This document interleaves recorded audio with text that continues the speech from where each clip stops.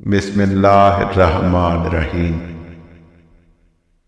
حضرت نوح علیہ السلام کے واقعات بفرمان معصومین علیہم السلام کا چھٹا حصہ آپ ملاحظہ فرما رہے ہیں۔ اگر آپ نے ابھی تک پہلے 5 حصہ ملاحظہ نہیں فرمائے تو مکمل معلومات سے آگاہی کے لیے وہ دیکھ لیجیے۔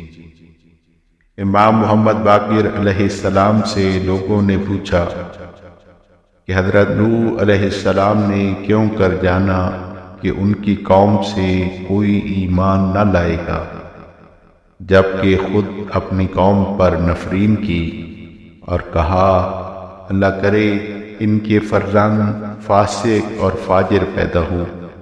تو آپ علیہ السلام نے فرمایا شاید تو نے نہیں سنا جو کچھ اللہ تعالیٰ نے حضرت نوح علیہ السلام سے فرمایا کہ سوائے ان لوگوں کے جو ایمان لا چکے ہیں تیری قوم سے اب کوئی ایمان نہ لائے گا۔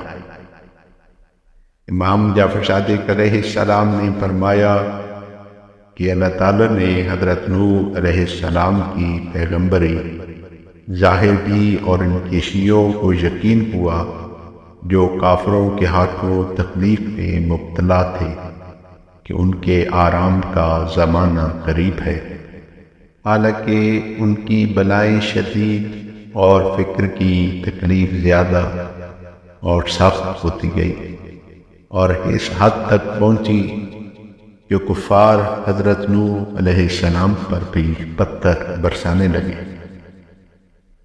کبھی ایسا ہوتا تھا کہ حضرت 3 روز تک بے ہوش پڑے رہتے اور خون آپ کے جسم سے جاری رہتا تھا۔ 300 برس ہدایت کرنے کے بعد آپ کے ساتھ یہ برتاؤ ہونے لگا، پھر آپ شب روز ان کو اللہ تعالیٰ کی طرف دعوت دینے لگے، لیکن وہ ایمان نہ لائے۔ آپ تبلیغ فرماتے اور وہ لوگ پیٹ پھیر لیتے۔ 300 سال کے بعد ایک روز نماز صبح کے بعد آپ نے چاہا کہ ان کے لیے بد دعا کریں۔ اس وقت 7 آسمان سے 3 فرشتے آئے اور کہا اے پیغمبر خدا، ہماری آپ سے ایک حاجت ہے۔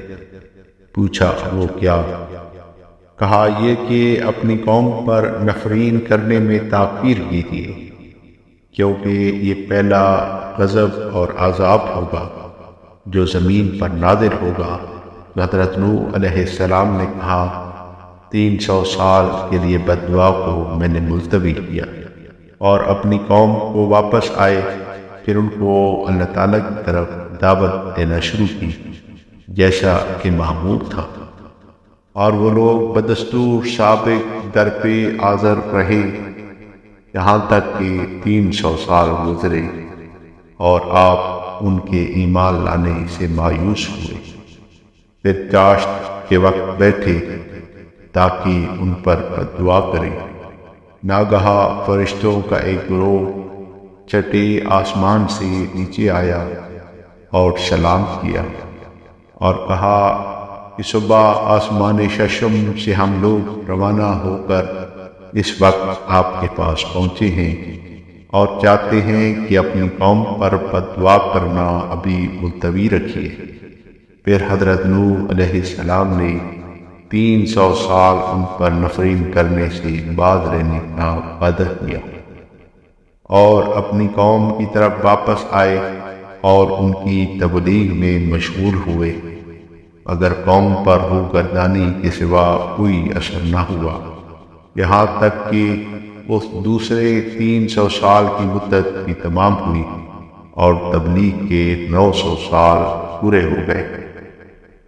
آپ کے شیعوں نے آپ کے پاس آ کر شکایت کی، جو کچھ ان کو ظالم بادشاہوں اور عام کفار سے اذیت پہنچی، اور التجا کی کہ دعا کریں تاکہ اللہ تعالیٰ ان کے عذر سے نجات عطا فرمائے۔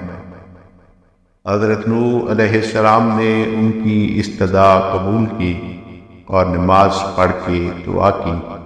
حضرت جبریل علیہ السلام نازل ہوئے اور کہا اللہ تعالیٰ نے آپ کی دعا قبول فرمائی اور فرمایا ہے کہ اپنے شیعوں سے کہو کہ خرما کھائیں اور اس کا بیج بوئیں اور اس کی حفاظت کریں یہاں تک کہ اس میں پھل لگنا شروع ہو جائے۔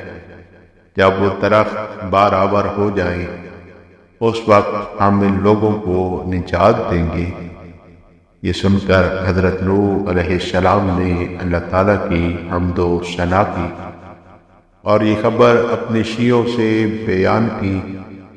وہ لوگ بھی مصروف ہوئے اور انتظار کرتے رہے یہاں تک کہ ان درختوں میں میوے لگنا شروع ہوئے اور وہ لوگ میوے لے کر حضرت نوح علیہ السلام کے پاس آئے اور وعدہ وفائی کے طالب ہوئے۔ تو حضرت نوح علیہ السلام نے دعا کی تو اللہ تعالیٰ نے فرمایا ان لوگوں سے کہہ دو ان خرموں کو بھی کھا لیں اور ان کے بیج بھی بوئے۔ جب ان کے درخت بار آور ہوں گے اس وقت میں ان کو نجات دوں گا۔ یہ سن کر ان لوگوں نے چونکہ گمان کیا تھا کہ ان سے وعدہ خلافی ہوئی ہے اس لیے ان میں سے 1/3 لوگ دین سے پھر گئے، 2/3 رہ گئے۔ ان لوگوں نے اپنا باقی ماندہ خرموں کو کھایا اور ان کے بیج بو دیے۔ جب ان کے درختوں میں پھل آئے ان کے میوے لے کر حضرت نوح علیہ السلام کی خدمت میں حاضر ہوئے اور سوال کیا کہ وعدہ کو وفا کیجیے۔ حضرت نوح علیہ السلام نے اللہ تعالیٰ سے دعا کی۔ پھر وحی آئی کہ ان خرموں کو بھی کھا لیں اور ان کے بیج بوئیں۔ یہ سن کر حضرت نوح علیہ السلام کے دوسرے تہائی شیعہ دین سے برگشتہ ہو گئے، صرف 110 باقی رہ گئے جو اطاعت پر قائم تھیں اور پھر خرموں کو بویا۔ جب ان میں پھل آئے وہ لوگ حضرت نوح علیہ السلام کے پاس وہ پھل لے کر آئے اور کہنے لگے ہم میں سے دین پر بہت کم لوگ باقی ہیں، اگر ہماری تکلیفوں کی دفعہ میں تاخیر ہوئی ہم سب دین سے پھر جائیں گے۔ یہ سن کر حضرت نوح علیہ السلام نے نماز پڑھی اور مناجات کی کہ پروردگار میرے اصحاب میں بہت تھوڑے لوگ رہ گئے ہیں، اگر آپ ان کو نجات نہ ملی تو ڈرتا ہوں کہ کہیں یہ لوگ بھی ہلاک نہ ہو جائیں۔ بس آپ کو وحی ہوئی کہ تمہاری دعا میں نے قبول کی، لہذا کشتی تیار کرو، اور اس دعا کی قبول ہونے اور طوفان کے آنے کے درمیان 50 سال کی مدت گزری۔